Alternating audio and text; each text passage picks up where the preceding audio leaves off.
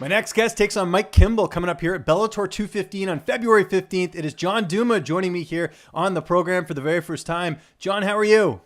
Good. Doing good. How are you? I'm doing awesome. Today is Monday. What does Monday look like for you so far? Just got home from work, and Monday's the one day I get a little bit of time in between work and training. So you got me at a good time. But about 4:30, I'm gonna go run up and go run up the Triforce and get some work in there, and then probably be there till like 10 o'clock at night, or get home at 10 o'clock, be there till like 8:30, 9 o'clock. So busy day. I'm glad Busy I week. got you in a good day. That's important. Yeah, What do yeah, you do? definitely. What do you do for work? What's paying the bills for you right now?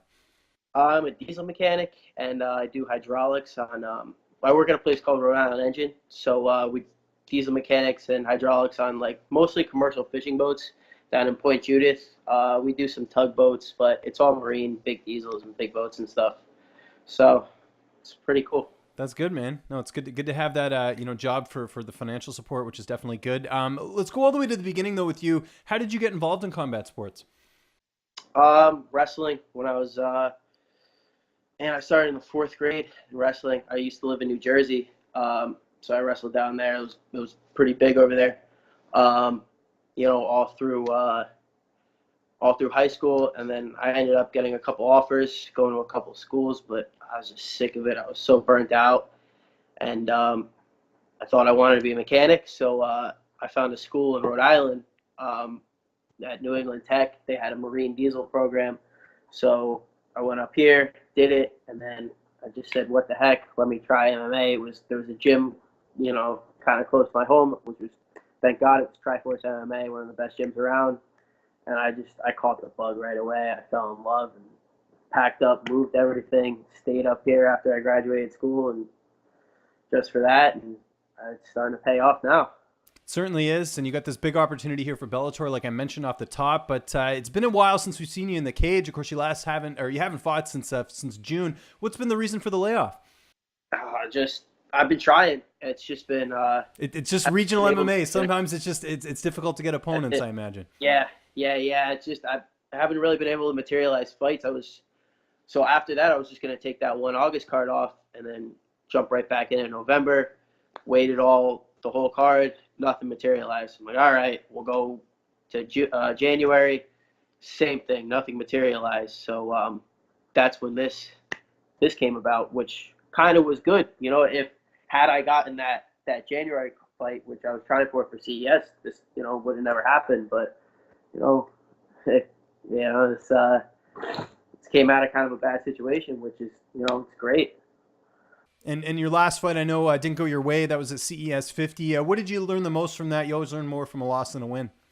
Yeah. I learned a lot. I just I think my biggest problem with that one was crash weight cutting.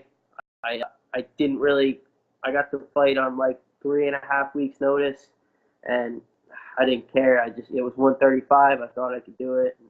I ended up doing it, but I gassed myself right out. I had little spurts of I felt better. I felt better than the guy I was fighting, but energy just came and went and came and went. I killed myself in the sauna, and at the end it was just I went for that one last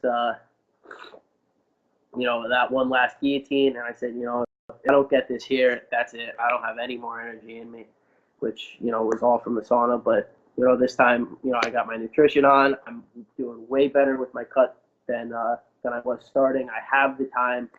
Thankfully Bellator gave me around 6 weeks to do it. So, which is just enough time for me. That the first time I cut to 35 was the same.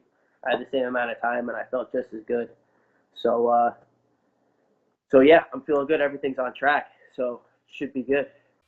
And the best part about this whole situation is that you're going to be counted out in this fight. I mean, you're fighting Mike Kimball. He obviously is coming off a highlight reel win himself. He got on the Ariel Helwani's show and everything like that. So, I mean, this is a huge opportunity for you. How do you feel like you match up against Kimball?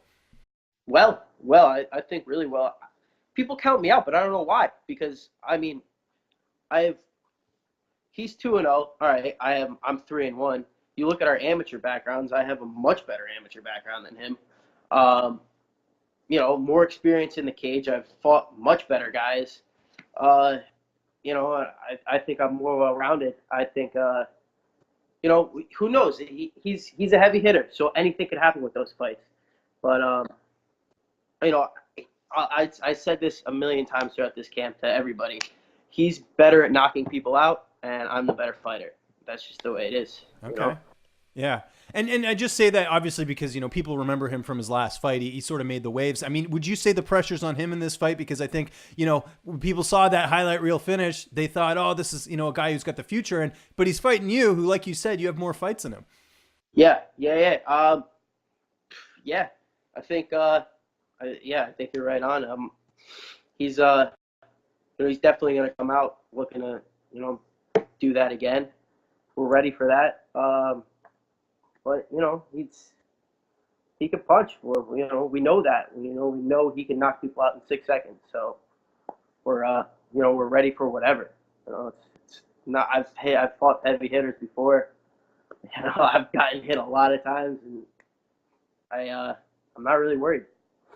You talked about training camp there at Triforce. Who are some of your main training partners that are helping you get ready for this fight? Lately it's been Dennis Paiva's been helping me out. Nice, sweet bro. Your buddy Greg Rebello, he's been doing a lot of work with me. Everybody, Randy Costa comes down all the time. We have this amateur here about him, Dion Rubio. He's coming up. He's fighting for Cage Titans now. He's gonna fight for the title over there. He's been doing a ton of help. And then my main coach Pete Jeffrey, he's always there. I'm gonna go work with him tonight. And Dave Keefe, who's my boxing coach. So I got a real good group of guys. I go to Lozon's on Saturdays and get how much work I can get in there.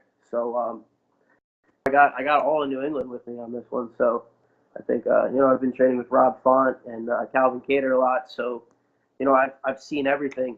I'm training with the best of the best. So I feel real confident with that.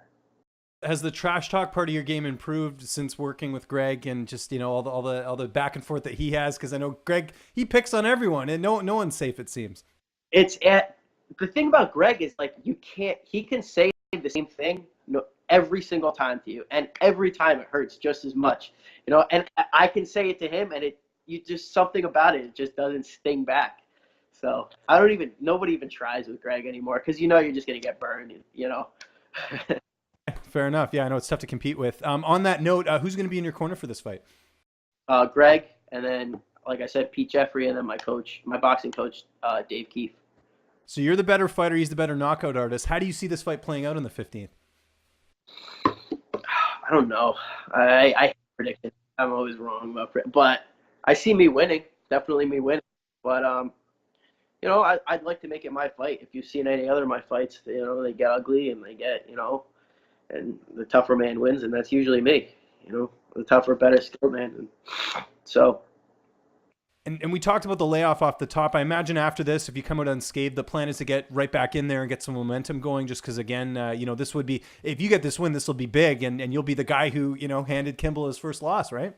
Yeah. I mean, be nice to stay with Bellator, but whatever opportunity I can get, I'm sure it's only going to go up from here. So. Well, the benefit you have as well, and I know, like you said, it's been difficult getting fights, is at least there's a couple different promotions out there that are running shows. It's not like you're in, I don't know, somewhere that they don't do a lot of MMA. At least there are, some opportunities there, which is kind of good. And Bellator comes back a lot, it seems. Yeah, definitely. Plus, I just got with Tyson and Top Game Management, so there you go. Exactly. They're the best when it comes to finding guys and finding fights and taking care of their guys. So it's it's looking good. Downtime. I know you don't get much of it, but what would I find you doing? What do you like to do to kind of take your mind off everything? Are you watching any TV, playing any video games, watching any other sports? What would I find you doing? Yeah, I try to get out. This time of year, I can't do it much, but I try to get out fishing. I live down by the beach, so I'm always hanging out at the beach and trying to go fishing or, just messing around, doing whatever. That's good, man. It's good to hear. And this is going to be an awesome card. It's coming up here February 15th. It is Bellator 215. John, it was great getting a chance to finally talk to you. Just remind people where they can find you on social media. And if you got any other thank yous or anything like that, the floor is yours. It's John Douma pretty much through everything. My Instagram, John Douma. Snapchat, John Douma. Facebook, John Douma. Twitter is John Douma 145, which I got to change to 135. But and then yeah, just big shout out to my coaches, Pete Jeffrey, Greg Rebello, everybody at Lozon MMA, Joe Lozon for letting me go over there. My girlfriend for putting up with me. Yeah, that's about it.